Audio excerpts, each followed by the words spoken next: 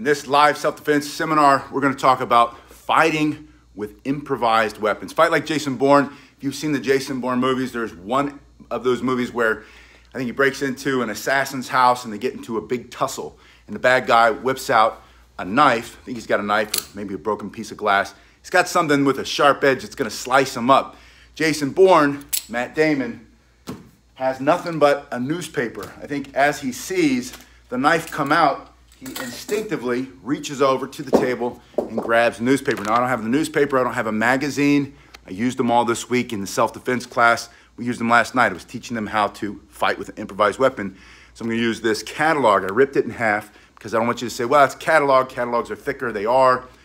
This works with any kind of magazine. The only one that I think it doesn't work with, hello, we got Jonathan here. We've got Doug. Good morning, Garen.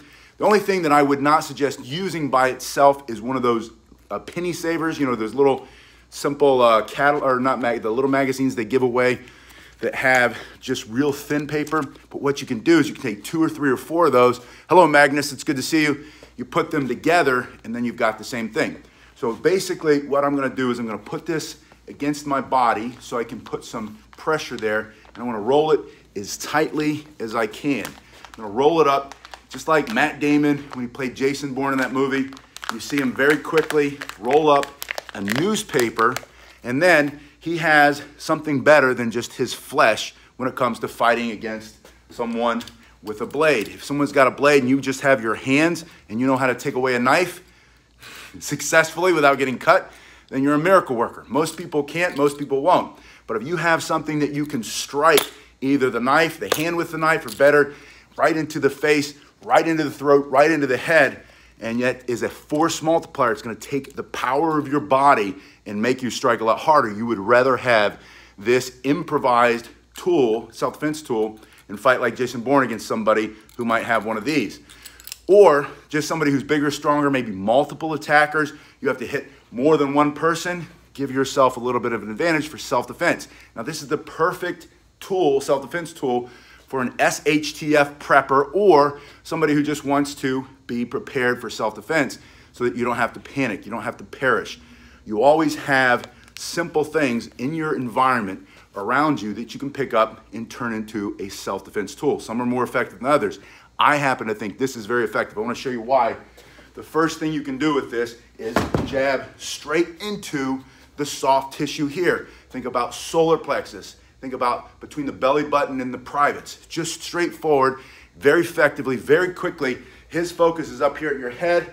You bring it in here, or you bring it up and into the throat, or around and into the neck. And because you're squeezing tightly and you rolled it tightly, this now becomes a stick.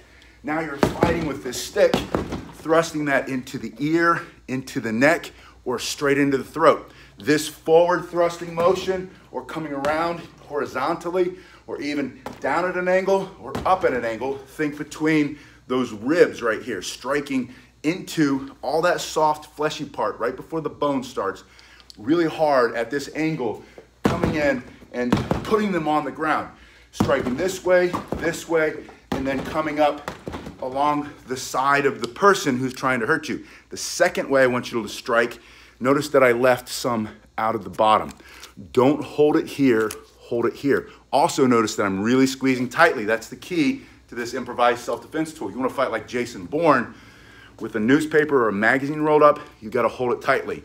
The second way that I want you to think about is coming across your body from the opposite shoulder and in, straight forward, into the throat, into the jaw, into the ear, into the temple, into that neck, into those ribs on the other side of the body. And the third way is imagine they're right behind you. Garen says he likes learning improvised weapons. Yes, improvised tools for self-defense, improvised weapons. Garen, that's one of my favorite things too. I like to take mental notes. I do this every day. Now I'm just so used to doing it. Everywhere I go, I'm looking around and thinking, if I had to defend myself or my family, which is more important to me, what am I going to pick up? What am I going to pick up and either throw or smash with or shield with? This is also a great shield, but I suggest that if someone's got one of these, there we go. It's getting worn out. So old, right? The spring, there. spring's wearing out. Someone's got one of these. This, that's still pretty sharp. You can see, right?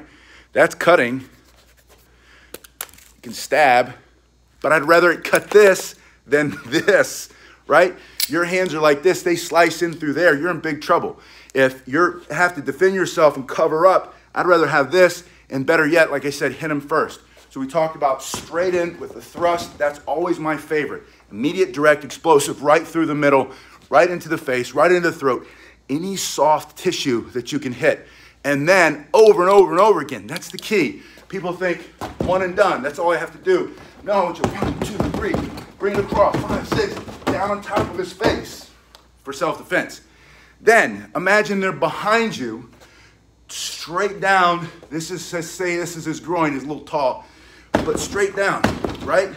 Whether I hit into the privates or a little bit higher between the belly button and the privates, or up into the solar plexus, or even turning, and you're extremely powerful because you're taking what you have naturally, this turn, rotation of your body, all the core muscles, your legs pushing off of the floor, and shoulders and hips. And you're striking with this hard, it becomes almost a piece of wood. That's what paper is anyway, right? Before they shred it up and pulp it up and turn it into paper, it's a stick, it's wood. So you're taking this, bringing it into the throat, into the neck, into the temple, into the eyeball, into the nose, all for self-defense. Now, in the movie with Matt Damon, playing Jason Bourne, you want to fight like Jason Bourne, the perfect SHTF, stuff hits the fan, prepper tool, prepper self-defense tool, you can strike that way if you want, right? You can. And it is effective, somewhat. It's not as effective as a collie stick or an eskrima stick, which is going to be this long. It's not as effective as a nightclub, which is thick wood or plastic, which is this long and heavy, which is going to do real stop the bad guy damage. So you can, but I would call that more of a distracting strike. So remember that. You can do these slashing motions. You can bring it across horizontally. You can bring it down on top of his head, but it's never going to be as effective as a thrusting motion. Thrusting hard with this is not going to be, yeah, Garen says a section of newspaper. I think in the movie, he uses a section of newspaper, but there are two ways to use a newspaper. I'm going to find a newspaper somewhere. There's a old geezer restaurant, and I'm mostly joking because I'm an old geezer. All the old people go to a restaurant just down there. Now, I haven't been on live lately. I haven't been working out with you because I need to leave. I've got 7 days to get out of here. The landlord says, get. And so I've been driving around looking for a place, and the rent down here is ridiculous. I mean, it's like 4 or 5 times if I want to go to a better neighborhood. And that's part of the reason that I'm moving too. I got a lot of people, they defecate around here, and it's just not a safe neighborhood anymore. So I got to get, right? So I've been trying to figure out where am I going to go. But before I leave, I'm going to walk down and borrow someone's newspaper so that I can show you the 2 different ways you can roll it up like this, and the other way is to lay it out flat in one of those big newspapers and then roll it up and flip it over. And then it is a longer piece and it has some heft at that big knot, and you can strike with it. You can imagine, go get a newspaper, try it. Roll it out to the long way, roll it, roll it, roll it, and then flip it in half. It's got that big knot in the end. And then if you're sitting at the restaurant and you realize some group of Antifa thugs are coming down, skateboarding people, right? You've seen that. Hasn't happened in a while. Not here anyway. I think it still happens every day in Portland and Seattle. But imagine that's you, and you're thinking, not me, buddy. Stay out of my face, kid. I will defend my family. Take the salt shaker or the pepper shaker, or both. And when you roll that up, make sure they're in the middle where that knot's going to be. So when you come forward for self-defense, you're hitting with a little bit of extra juice, right? A little seasoning for self-defense. And that's how you use the long newspaper. I'll show you that one when we get a newspaper. But I wanted you to see this. I also want to show you one more thing, because I've been working on Tanbo, and I made, last week, 3 different sizes. This one is 16 inch. I've got a 12 inch, which will be closer to this, and then 18 inch. Tanbo is just the Japanese short stick, short staff, but it's just a stick that you use for self-defense. And the reason I want to show you this is because you can take a piece of dowel, cut it down to about the length of a newspaper. And I think newspapers are like 10 inches, 10 to 12 inches, depending on which one you get. Let's get those big fancy books. They're, they can be 18 inches. Then you take this, and now you have, and you can see the difference. When I strike here, that's going to be a lot harder, right? But I can practice my thrusts.